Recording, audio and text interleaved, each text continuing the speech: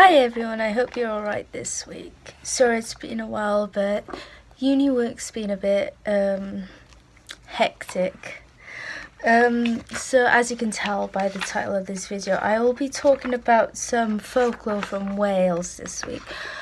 But I wanted to address something from my first video, the whole Azura situation. So, as I said, she had come out with a video after my original Amino post, and she mentions haters, and I specifically said, don't know if she's on about me, but she does have actual haters, and my heart goes out for her, although I thought she was on about me, and that's kind of been confirmed, because I was just looking through the comments of her addressing the rumours video, just to see, what's up. And someone commented, "What, you have haters? Okay, that's it. I'm getting the militer. We must war against this accursed night. Azura shouldn't have any haters. She doesn't deserve haters. She is too wholesome for that trash." So I'm like, okay. And I look and Azura replied, "You are too sweet, love, but yes, I got haters because anyone can choose to define themselves how they want, and I chose to work with creatures that have no historical myths like fairy dragons and dragon fae. They'd be missing out if you ask me." So that kind of confirms that she might have been, she was on about me. But first, I never said anything about fairy dragons, which I think was a video she posted after my first video, but the dragon fair I obviously brought up, and if you watched my first video you know what I said. So I replied saying, "If you watch my video, I never said you couldn't work with such creatures. I said there was nothing wrong with sharing your personal experiences when you're public, but when you're public and trying to teach people, it's important to make the distinction between historical fact and personal experiences, UPGs. Now, I've noticed you've been doing this recently, so I applaud you for that, but at the point of me making the Amino post and my video, you had not." And, hands up, she did start doing that. She started to say, "Oh, this is from my own personal experience," so I was saying that she had.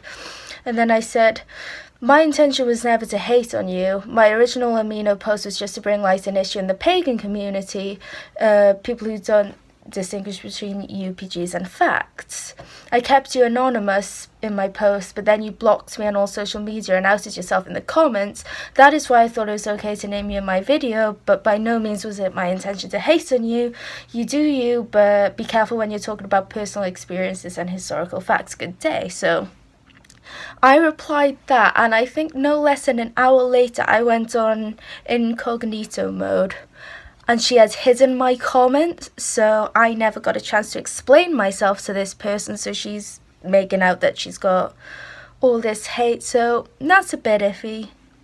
Make of it what you will, but I've got screenshots of what I said, and I've, taken screenshots of it without the, with my comment hidden, so I don't understand what's happening there, but if you want to see those, I will try and link them down below. I'm not sure how to do that yet, so we'll see. Anyways, on to the topic of today's video. I am going to be talking about the Mabinogion, and for those who don't know, that is a set of tales. It's folklore from Wales, which is where I'm from. As I mentioned, I am Welsh. And for those who don't know, Wales is the country next to England. It's not a part of England, but it is next to England. And if you look at a map of the UK, Wales is on the left, and it kind of looks like a pig's head. It has its own language. It's dying out. It has its own government, but everything's kind of overrun by the whole British government. So today I will talk about a collection of these medieval tales from Wales. I've got my little dragon pendant that my friend gave me, which I'll be wearing for these kind of tales from Wales videos. I'll be talking about one tale today. There are 11 in total. And they're medieval, but they were only translated in the 19th century by William Pugh and Lady Charlotte Guest. I was just going to make one video about this, but then as I was getting through the first tale, I realised this could be an entire series. It would take me hours to talk about all the tales. But the 11 tales are split into the 4 branches of the Mabinogi and the 3 romances. And then there are a few outlying tales, so I thought I would just tell the first tale today. And I apologise if my pronunciation is wrong for some of the names, because I'm not a fluent Welsh speaker. I only know the basics, and this is Middle Welsh. So if you think about Middle English, which is almost like a different language compared to like English of today, so the same's it's kind of the same for Wales. But I've got my little red book, and I will tell you the tale of Culhwch ac Olwyn, or Culhwch and Olwyn, which is supposedly the oldest Arthurian tale, because all those who are into like the tales about Arthur, this is kind of ties into that. So if I start, Cilydd, son of Cilyddon Wledig, wanted a wife of the same social standing, because he was kind of high up in power. So he coupled with Goleiddydd, and she fell pregnant pretty soon with a son. But as soon as she fell pregnant, she kind of lost her senses and went a bit mad. But as she was about to give birth, she kind of came to her senses and realised that she was in the middle of a herd of pigs. But despite everything, and despite her being scared, she gave birth to a healthy baby boy. But the owner of the pigs kind of took the baby away until he came to court. The boy was baptised, and he was given the name Culhwch because he was found in the pig run, but he was a noble, and he's apparently like one of Arthur's cousins from all the Arthurian legends. After the boy was put into foster care, his mother Goleiddydd fell ill. And like when she was on her deathbed, she told her husband that she was dying, so she kind of expected him to find another wife, but said, like, warned him not to hurt their son, and he wasn't to find a wife until he found a 2-headed briar on her grave. And for those who don't know, a briar is kind of like a prickly kind of shrub. Cilydd promised her, and she asked for her confessor to strip her grave bare every year so nothing would ever grow on it. But after she died, her husband sent a boy every morning to check the grave constantly. But after 7 years, the confessor broke his promise. And then when the king went hunting one day, he noticed the 2-headed briar on his ex-wife's grave. So he sought a council to find himself a new wife. Someone suggested he should take the wife of King Doged, I think. So they killed him and took his wife and daughter home, and also took a hold of his land. But one day the wife went to the house of a toothless old hag, and you know how those stories tend to go, and asked if her new husband had any children, and she apparently said he had none. So the woman was upset because they weren't going to have an heir. But then the hag apparently says, oh, he's got a son. So the woman went home, asked her new husband about his son and why he has hidden him for so long.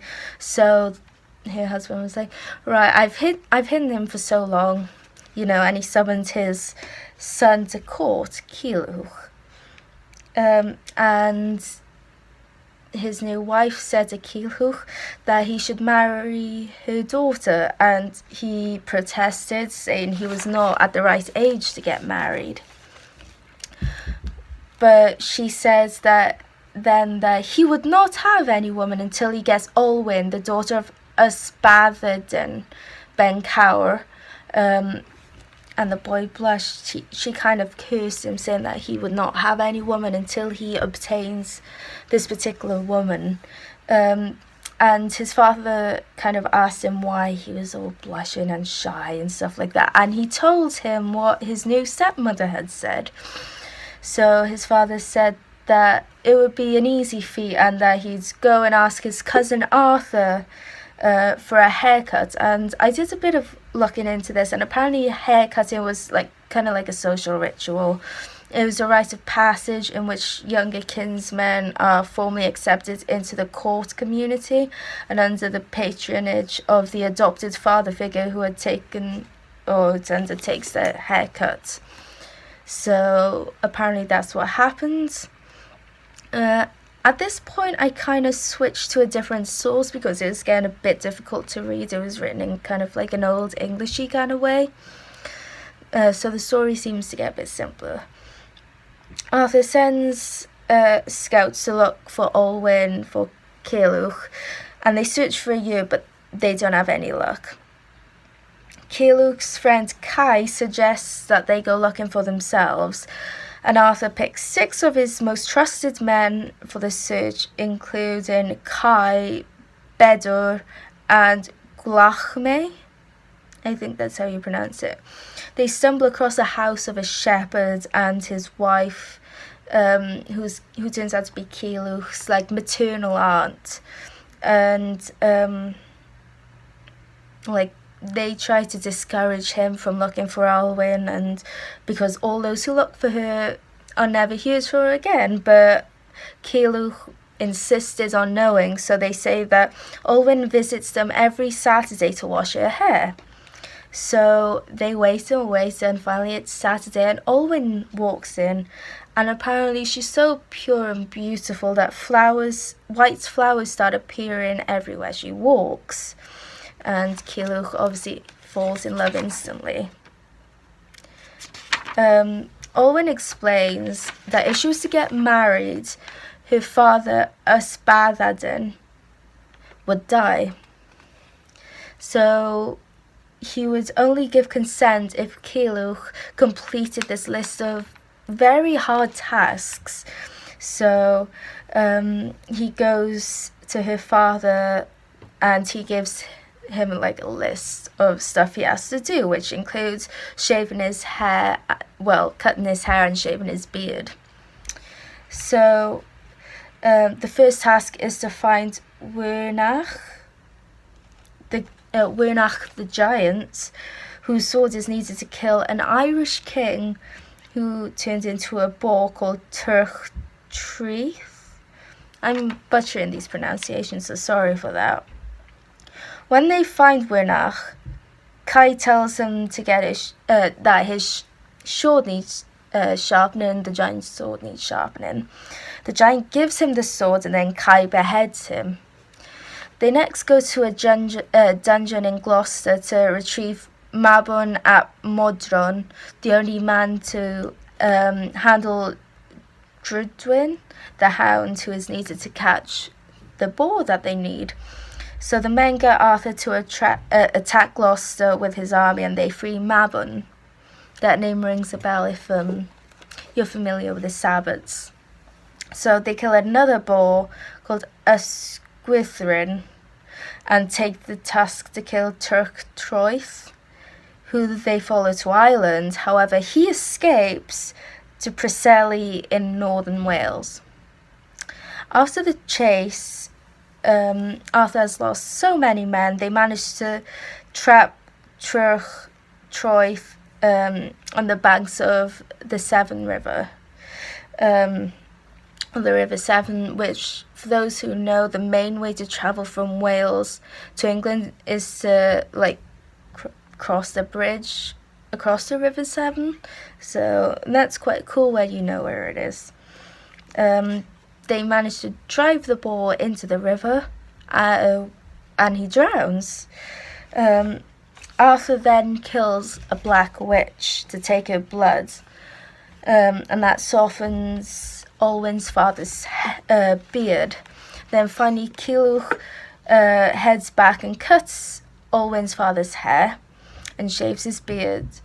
Then her father dies, and then Culhwch and Olwen finally get married.